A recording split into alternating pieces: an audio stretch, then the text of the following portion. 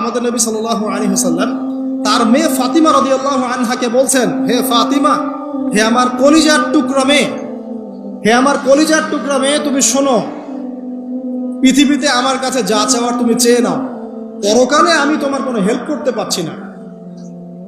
অথচ আমরা জানি নবী সাল্লাল্লাহু আলাইহি ওয়াসাল্লাম সবার জন্য কি করবেন? সুপারিশ করবেন, সেটা অন্য বিষয়। তোমাকে তোমার হিসাব একাই দিতে হবে, নবী সাল্লাল্লাহু আলাইহি ওয়াসাল্লাম এটা বলছেন। একদিন তিনি বাসায় ঢুকলেন, দেখছেন আয়েশা রাদিয়াল্লাহু আনহা কান্নাকাটি করছে।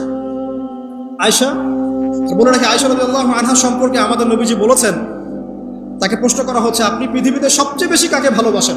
তিনি বলছেন আয়েশাকে। তারপরে কাকে ভালোবাসেন? আবু বকর। তারপর কাকে ভালোবাসেন? ওমর। কথা বুঝতে পারছেন?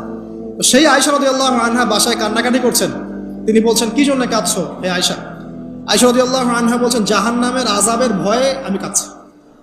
কি হবে ইয়া রাসূলুল্লাহ আমাদের শেষ হবে? তখন আল্লাহর নবী তার স্ত্রীকে বলছেন, যাকে তিনি সবচেয়ে বেশি ভালোবাসেন, তাকে বলছেন, তিনটা ক্ষেত্র বা তিনটা জায়গা আছে যখন পৃথিবীর কোনো মানুষকে চিনতে পারবে না পরকালে, এমনকি আমিও তোমাকে চিনতে পারবো। সেটা কি? যখন এই যে মিজানের পাল্লাটা দাঁড় করানো, এই যে এটা ভারী হচ্ছে না হালকা হচ্ছে, এ সময় কেউ কাউকে চিনবে না, কারো কথা কারো মনে থাকবে না।